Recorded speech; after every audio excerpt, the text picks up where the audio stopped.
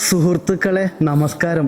ഭൂമിയിൽ മനുഷ്യൻ ജീവിക്കുന്നത് വളരെ വ്യത്യസ്തമായ സാഹചര്യത്തിലാണ്, വ്യത്യസ്തമായ ഭൂമിയിലാണ്. എൻ്റെ കൂടെ ഒരു മാലാഖയുണ്ട്. നേപ്പാൾ ഭാഷ അറിയെങ്കിലും എൻ്റെ നേപ്പാൾ ഭാഷ പുള്ളിക്കാരിക്ക് അറിയത്തില്ല. നമുക്കെന്തായാലും പരിചയപ്പെടാം.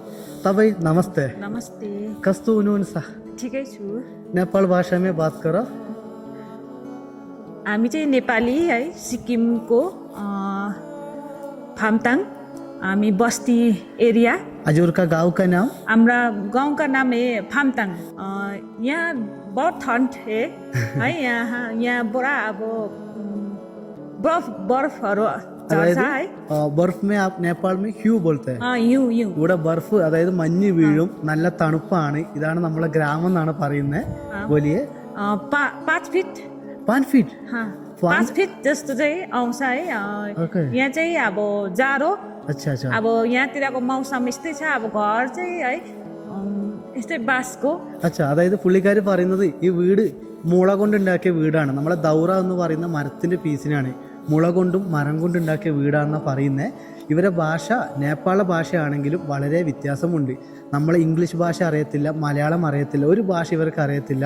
ഗ്രാമത്തിലെ ചെറിയ ചെറിയ ഭാഷകൾ മാത്രമേ ഇവർക്ക് അറിയത്തുള്ളൂ.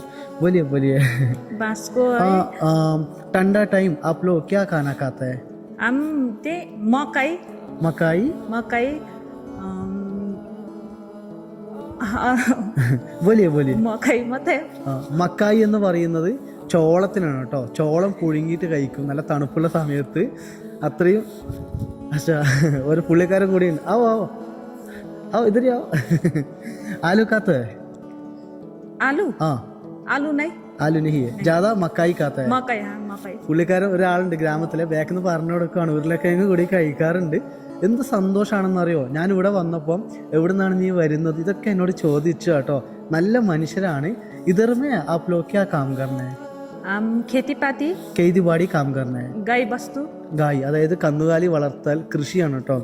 കേതുപാടി മത്ലബ് ആലു आलु भटमास ബത്മാസ് भटमास मकै മക്കായി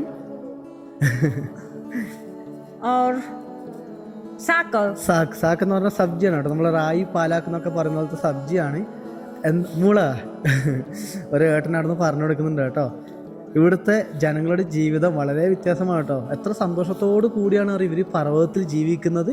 ഈ കോൺസാ ഡിസ്ട്രിക്ട് नाम्ची നാംചി ജില്ല. नाम्ची ठीक है. എൻ്റെ ഭാഷ പുള്ളിക്കാർക്ക് അറിയത്തില്ല. ചെറിയ പേടിയൊക്കെ ഉണ്ട് കേട്ടോ ക്യാമറക്ക് മുമ്പിൽ നിൽക്കാൻ വേണ്ടി. എന്തു തന്നെ ആയാലും ഈ ഗ്രാമത്തിലെ മാലാഖ നമ്മളെ മലയാളികൾക്ക് വേണ്ടി സംസാരിച്ചതിൽ ഒരുപാട് നന്ദി പറയുന്നു. ധന്യവാദ്. धन्यवाद